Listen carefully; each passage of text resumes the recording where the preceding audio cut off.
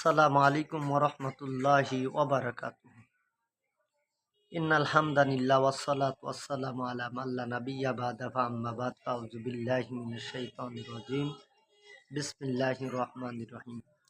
ওয়াতাসিমু বিহাবলিল্লাহি জামিআ ওয়া লা তাফাররাকু। মহান রব্বে কারিমের দরবারে লাখো কোটি শুকর, যিনি দয়া করে আমাদেরকে মাহে রমজান মাসে রোজা রাখার তৌফিক দান করেছেন। মহান মনিবের দরবারে আমরা দিল থেকে শুকর আদায় করি, আলহামদুলিল্লাহ। দেশ এবং প্রবাসের থেকে যারা দেখছেন সবাইকে আন্তরিক মোবারকবাদ, শুভেচ্ছা রইল মাহে রমজানের।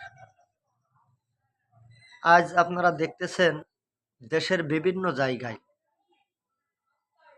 ধর্ষণ বড় ধরনের একটা মহামারীতে রূপ ধারণ করেছে। তো এ সময় প্রত্যেক স্কলারেরই উচিত, যারা ধর্মীয় স্কলার, ধর্মীয় আলোচক, তাদের উচিত এটা নিয়ে আলোচনা করা। তো আপনাদের কাছে আমার দাবি থাকবে, আল্লাহ রসুলের বিধান মোতাবেক, সংবিধান মোতাবেক, কোরআনের আইন মোতাবেক একজন ধর্ষকের যে বিচার হওয়া বাংলার মাটিতে দরকার, একজন ধর্ষককে যদি প্রকাশ্যে 100টি ডুরা মারা হতো, তাহলে বাংলার মাটিতে আর কোনো ধর্ষকের, এই রকম কোনো মহিলার ধর্ষণ হওয়া লাগতো না, কোনো ধর্ষক আর ধর্ষণ করার সাহস পেত না। আজ বিভিন্ন জায়গায় দেশের আজ যে সংস্কারের কথা আমরা বলতেছি মুখে, এই সংস্কার সেই সংস্কার হচ্ছে না। সংস্কার হচ্ছে ব্যক্তির পরিবর্তন হয়েছে, নীতির কোনো পরিবর্তন হয় নাই।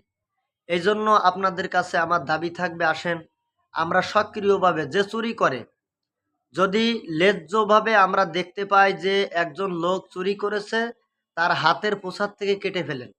যদি একজন ধর্ষণ করে, একজন ধর্ষককে পাথর মারেন প্রকাশ্যে। যদি কেউ জেনা করে, তার জেনার জন্য যে শাস্তি দেওয়া হোক প্রকাশ্যে, ময়দানে আসেন। আপনাদের কাছে দাবি থাকবে, আমরা যারা স্কলার আছি, বিভিন্ন সময় আলোচনা করতেছি, আল্লাহ সুবহানাহু ওয়া তাআলা এই কোরআনের সংবিধান যেন আমাদের সবাইকে যেন মেনে চলার তৌফিক দান করেন, আমিন।